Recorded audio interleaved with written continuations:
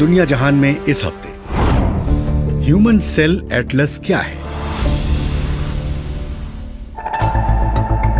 स्वागत है आपका दुनिया जहान में। मेरा नाम है मोहनलाल शर्मा। हर हफ्ते एक सवाल और उसका जवाब तलाशने की कोशिश। बीबीसी पड़ताल दुनिया की।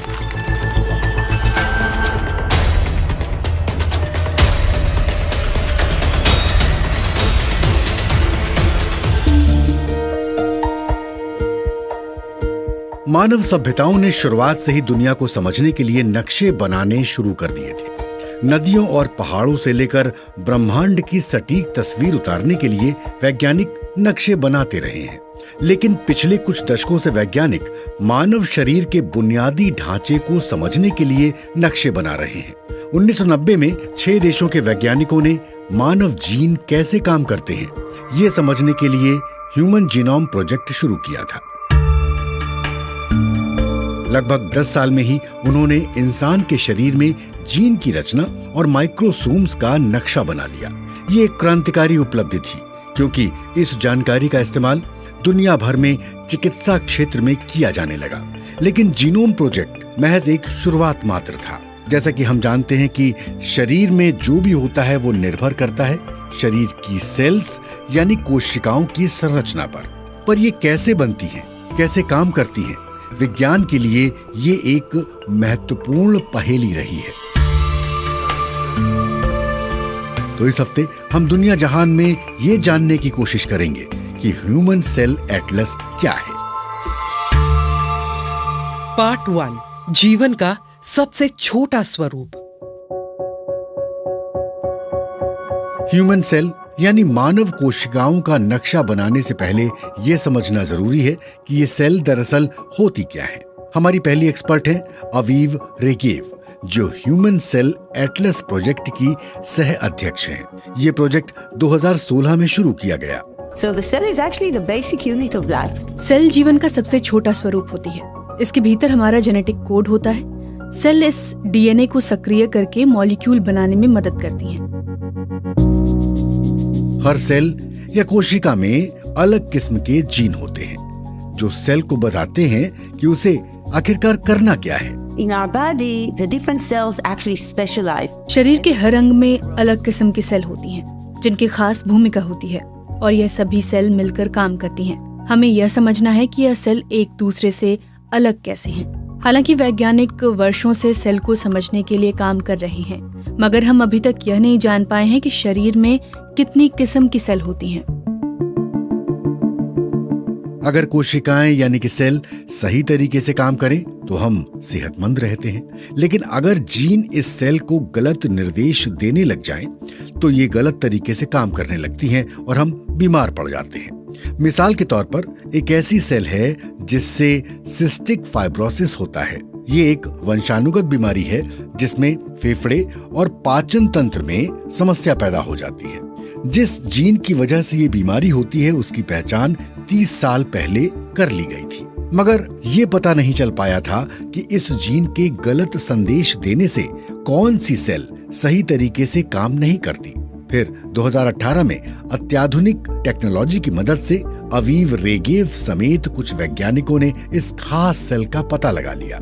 इस सेल के गलत तरीके से काम करने से फेफड़ों में पस जमने लगता है, जिससे बैक्टीरिया पनपते हैं और बीमारी फैलती है।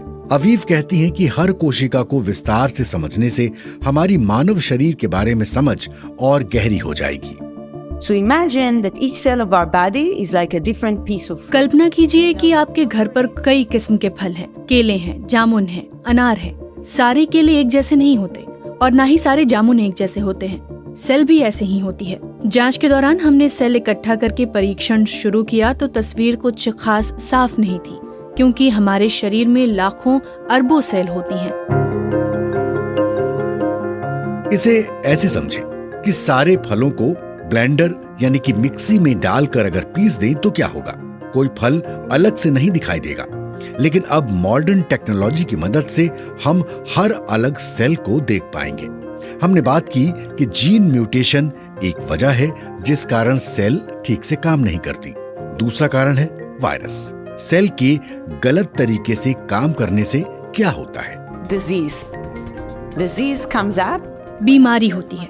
यह इस बात पर निर्भर करता है कि कौन सी सेल गलत तरीके से काम कर रही है। मिसाल के तौर पर सेल अनियंत्रित तरीके से बढ़ने लग जाएं तो कैंसर हो जाता है। इसी वजह से फोड़े हो जाते हैं। कौन सी बीमारी हो सकती है यह इस पर निर्भर है कि कौन सी सेल गलत काम कर रही है। इसलिए हमारे लिए हर प्रकार की सेल को समझना बहुत जरूरी है ताकि बीमारी का इलाज किया जा सके। यही मकसद है विश्व के महत्वाकांक्षी प्रोजेक्ट ह्यूमन सेल एटलस का। Part 2 human cell atlas. थोड़ी देर पहले हमने ह्यूमन सेल एटलस प्रोजेक्ट की सह अध्यक्ष अवीव रेगेव की बातें सुनी। हमारी दूसरी expert Sarah Teichmann human cell atlas project की दूसरी सह संस्थापक हैं। वो बता रही हैं कि ह्यूमन सेल एटलस प्रोजेक्ट क्यों शुरू किया गया।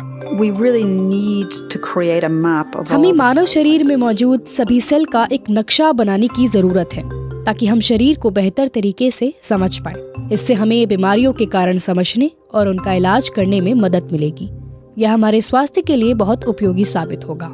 ये भी कहा जा सकता है कि ह्यूमन सेल एटलस एक तरह से शरीर का गूगल मैप होगा। And so it's sort of like a guidebook of the यह एक तरह cells. से शरीर में कोशिकाओं की गाइड बुक होगी। हम उन पर जूम करके उन्हें अच्छी तरह से देख पाएंगे और समझ पाएंगे कि वो कैसे काम करती है। यह समझने से हम टिश्यू या ऊतकों को समझ पाएंगे जिनसे हमारे शरीर के अवयव बनते हैं। यानी सेल को समझने से हमारी जीव विज्ञान की समझ पर गहरा प्रभाव पड़ेगा। इससे बीमारियों के इलाज की नई तकनीक और दवाइयां बनाने में मदद मिलेगी। अब आधुनिक टेक्नोलॉजी की मदद से शक्तिशाली माइक्रोस्कोप बन चुके हैं जिनके जरिए इन सेल और मॉलिक्यूल्स को देखा जा सकता है और इस जानकारी को शक्तिशाली कंप्यूटरों के जरिए प्रोसेस किया जा सकता है। ह्यूमन एटलस द्वारा अब तक किए गए काम का कोविड महामारी को नियंत्रित करने में पहले ही इस्तेमाल किया जा चुका है। इसी काम के जरिए वैज्ञानिकों ने पता लगाया था कि वायरस हमारी आंख, नाक और मुंह के जरिए शरीर में प्रवेश करता है। इन जानकारियों का असर सार्वजनिक स्वास्थ्य नीतियों को बनाने पर पड़ा और इसी के आधार पर मास्क पहनने के निर्देश जारी हुए। ये रिसर्च एक झलकी मात्र है। अगर हमारे पास मानव शरीर की सभी कोशिकाओं का नक्शा आ जाए तो वो बेहद लाभदायक होगा। It's hard to overestimate how powerful cell और टिश्यू का नक्शा अत्यंत लाभदायक हो सकता है। एक तरह से फिलहाल हम अंधेरे में हैं और यह नक्शा उजाला फैला सकता है। शक्तिशाली माइक्रोस्कोप के जरिए हम देख व समझ पाएंगे कि हमारा शरीर किन तत्वों से बना है। यही ह्यूमन सेल एटलस प्रोजेक्ट का मकसद है। ये प्रोजेक्ट अंतर्राष्ट्रीय सहयोग पर आधारित है। इस दौरान बेहिसाब जानकारी इकट्ठा की जा रही है जिसका आकलन करना एक छोटी टीम के लिए मुश्किल है। इसलिए इसमें दुनिया के कई देशों के वैज्ञानिकों को शामिल करना जरूरी है। पार्ट 3 वैश्विक स्तर का प्रोजेक्ट। हमने सुना कि मानव कोशिकाओं यानी कि ह्यूमन सेल्स का नक्शा तैयार किया जा रहा है, मगर सेल डीएनए द्वारा नियंत्रित होती है और सबका डीएनए अलग अलग होता है। ये प्रक्रिया कितनी पेचीदा है इसके बारे में बता रहे हैं हमारे तीसरे एक्सपर्ट पिएरो कारंची, जो जापान स्थित रिकेन सेंटर में जेनेसिस्ट हैं। Cells can vary a lot among different humans. सबके डीएनए अलग होने की वजह से हर किसी में जब कोई बीमारी फैलती है तो उसके सेल की प्रतिक्रिया अलग होती है। मिसाल के तौर पर भिन्न आबादियों में डायबिटीज की बीमारी का स्वरूप थोड़ा अलग होता है। इस पर पर्यावरण और खान-पान का असर भी पड़ता है। यानी कि सेहत पर पर्यावरण और किस प्रकार की खाद्य सामग्री का सेवन होता है इसका भी असर पड़ता है। ऐसे में अगर एक समुदाय से जानकारियां जुटाई जाएं तो वो खास काम की नहीं होंगी। इसके लिए समग्र अध्ययन की आवश्यकता है। We don't want to develop a drug which will be effective. हम ऐसी दवा नहीं बनाना चाहते जो विश्व की आबादी के एक छोटे तबके पर ही असरदार साबित हो। इसलिए हम एक बड़ी आबादी से स्वस्थ और बीमार लोगों के सैंपल इकट्ठा करना चाहते हैं। इसके साथ स्वास्थ्य सेवाओं के लोकतांत्रिकरण का मुद्दा भी जुड़ा हुआ है। अगर गरीब देशों के डॉक्टर और वैज्ञानिकों के साथ ये डाटा साझा किया जाए तो वो ज्यादा से ज्यादा लोगों का बेहतर इलाज कर पाएंगे। इसे ध्यान में रखते हुए दुनिया भर के वैज्ञानिकों को एक साथ लाना कितना मुश्किल था।